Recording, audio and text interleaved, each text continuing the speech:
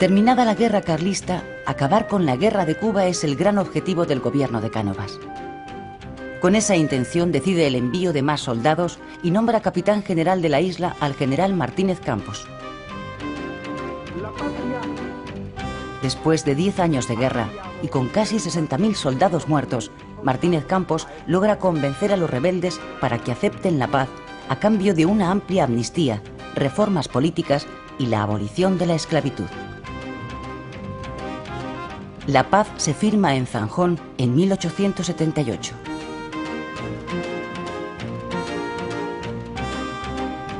El general cubano Antonio Maceo, que no acepta la paz, se va al exilio. Los independentistas pierden el primer envite, pero la semilla del nacionalismo ha prendido ya en gran parte de la sociedad cubana. ¡Extra! ¡Estados Unidos declara la guerra a España! ¡Léalo en la edición especial del Mundo! 25 de abril de 1898. El objetivo de Estados Unidos, al declarar la guerra a España, es expulsarla de Cuba y hacerse con el control de sus colonias en el Caribe y Filipinas.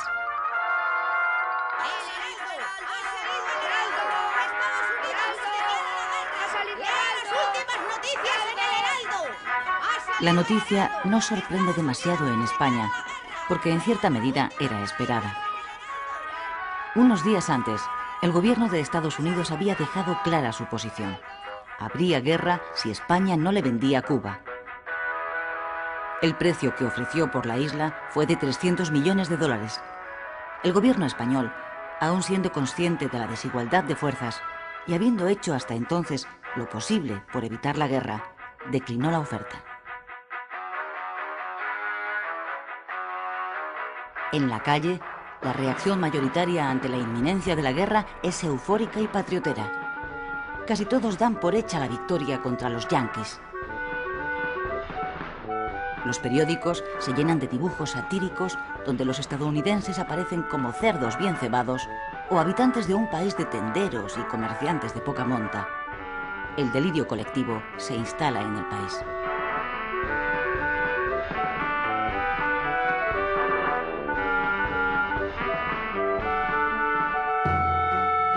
La realidad es muy diferente.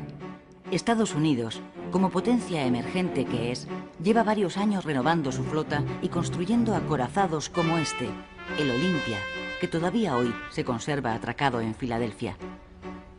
El gobierno se dispone a llevar a la práctica la doctrina que el presidente Monroe puso en marcha a comienzos de siglo: América para los americanos.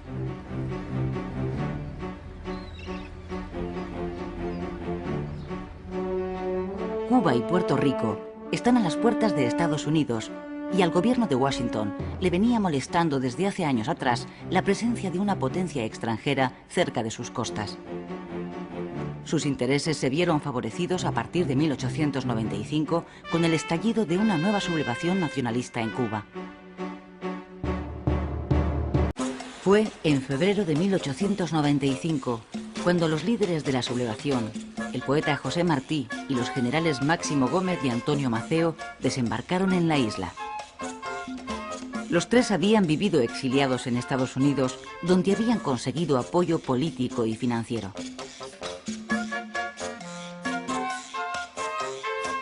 José Martí, hijo de padres españoles, nacido en Cuba, es el fundador del Partido Revolucionario Cubano, que será el motor de esta nueva guerra por la independencia de Cuba.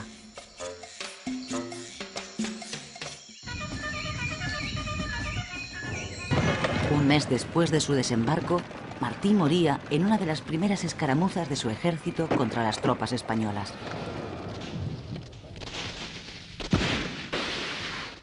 ¡Candela, coño! ¡Candela! En esta segunda guerra de Cuba se produjeron dos novedades respecto de la primera. Una, que los sublevados llevaron el conflicto a la zona occidental de la isla, la más rica, y arrasaron todo lo que encontraron a su paso. Se trataba de aplicar la táctica de tierra quemada. Uno de sus generales, Antonio Maceo, lo expresaba así: aniquilar Cuba es vencer al enemigo. La segunda novedad fue que Estados Unidos, que ya había penetrado económicamente en la isla, abandonó su posición de neutralidad y apoyó abiertamente a los independentistas. El estallido de la guerra en Cuba produjo efectos inmediatos en la política española. El primer ministro, el liberal Sagasta, presentó su dimisión. Le sustituyó una vez más Cánovas, líder del Partido Conservador. Ambos políticos estaban de acuerdo en que la autonomía de Cuba era ineludible, pero discrepaban sobre la fórmula más adecuada para ponerla en marcha. Cánovas sostenía que la paz tenía que ser previa a las reformas.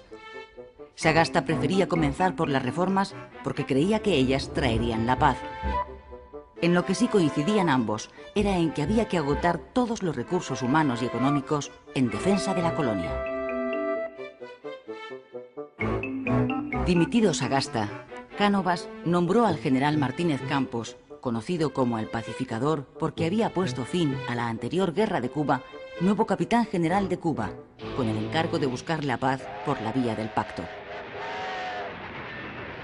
Pero su estrategia de pacificación fracasó también. El proceso de independencia estaba en marcha sin freno posible. Se trataba de una guerra de guerrillas basada en los ataques por sorpresa, donde los insurrectos tenían a su favor las condiciones del clima, el conocimiento del terreno y, sobre todo, el apoyo de gran parte de la población campesina. A los pocos meses de iniciarse la sublevación, los rebeldes habían extendido la guerra por toda la isla y llegaban a las cercanías de La Habana. Miles de soldados españoles fueron enviados a Cuba. Las despedidas se convirtieron en manifestaciones de entusiasmo en medio de un clima de euforia nacionalista. Hasta 200.000 reclutas llegarían a salir de los puertos españoles con destino a la isla. Todos ellos tenían en común su origen humilde. A la guerra solo iban los pobres, los que no podían pagar los 9 euros, 1.500 pesetas de entonces, que costaba librarse del servicio militar. 50.000 de ellos morirían en Cuba.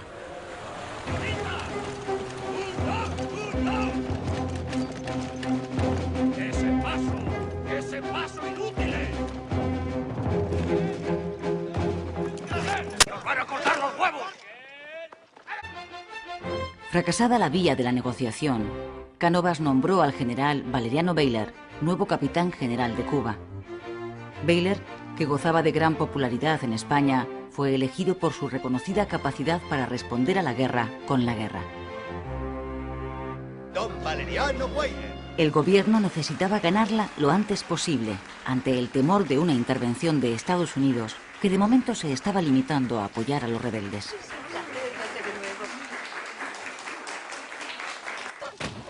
El general Bayler dio un giro radical a la estrategia mantenida hasta entonces.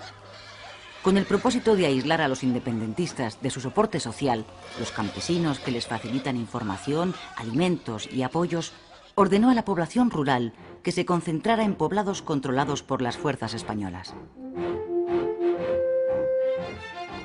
Además, reforzó las trochas ya utilizadas en la Primera Guerra de Cuba, aunque con poco éxito. Estas son las truchas, o sea, caminos desbrozados y bordeados de fortines. El planteamiento estratégico es sencillo. Si se corta la isla por estas trochas, se divide en compartimentos estancos. Se aíslan las rebeliones parciales y, con una fuerza reducida, se puede proceder a la limpieza de cada sector, impidiendo que entre ellos se comuniquen. La nueva estrategia de Bayler cambió el signo de la guerra. Después de haber ocupado prácticamente toda la isla, los insurrectos fueron reducidos de nuevo a la parte oriental. Varios de sus líderes murieron o fueron detenidos. Sin embargo, su política de concentración de la población rural, cerca de 400.000 personas, le pasó una enorme factura. La falta de alimentos y la proliferación de enfermedades causaron entre los campesinos una elevadísima mortandad. Los periódicos norteamericanos, especialmente los sensacionalistas, que ya estaban embarcados en una campaña de propaganda contra España, encontraron sus mejores argumentos en las medidas de Bayler, al que describieron como un militar sanguinario responsable de todas esas muertes y de atroces campos de concentración.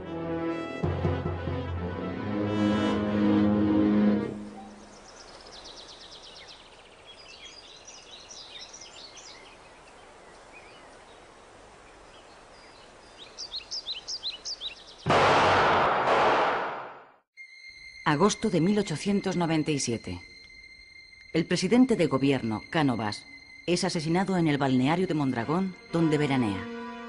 El autor es un anarquista italiano que actuó solo. Todavía hoy continúa siendo un enigma quién estuvo detrás del magnicidio. Algunas fuentes dicen que fue una venganza por la ejecución, poco tiempo antes en Montjuïc, de 5 anarquistas condenados por el atentado de la procesión del Corpus en Barcelona. También se ha especulado con la posibilidad de que interviniera alguna trama con intereses en la crisis de Cuba. El asesinato de Cánovas produjo un vuelco en la situación política española. En un intento de apaciguar a los Estados Unidos, Sagasta, el nuevo presidente, destituyó a Baylor. Además, concedió a la isla una amplia autonomía. Sin embargo, tanto la guerra como la presión de Washington continuaron.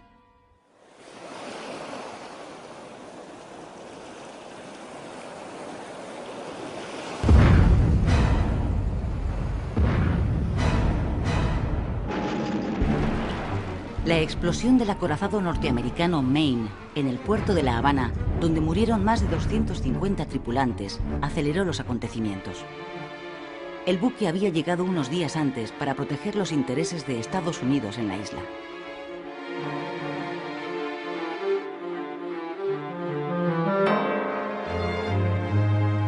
Las últimas investigaciones apuntan hoy a un accidente como causa de la explosión. Pero la reacción de la opinión pública norteamericana fue unánime. Se acusó a España de sabotaje. La prensa exigió represalias a su gobierno e incluso ofreció una recompensa a quien descubriera a los autores, por supuesto españoles, de la tragedia. A España ya le resultaba casi imposible evitar la guerra. El gobierno ordenó entonces a una parte de la escuadra española partir hacia Cuba para reforzar su protección. Otra parte la envió a Filipinas. Esta es la única imagen que conservamos de uno de nuestros acorazados, el Vizcaya.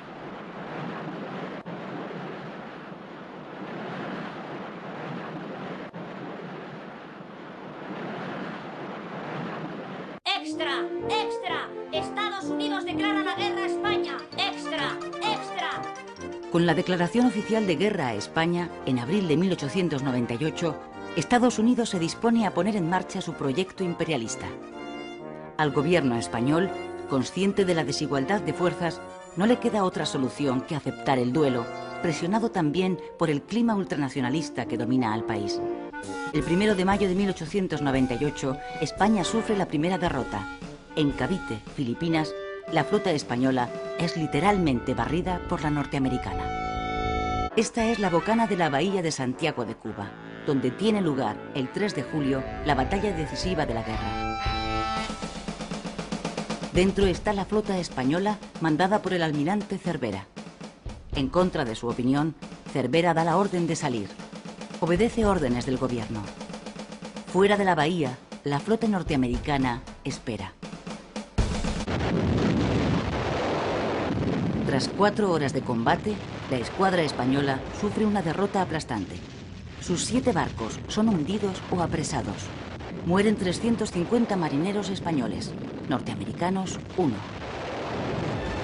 Así quedó el Vizcaya, uno de los 4 cruceros acorazados de la flota de Cervera después de la batalla.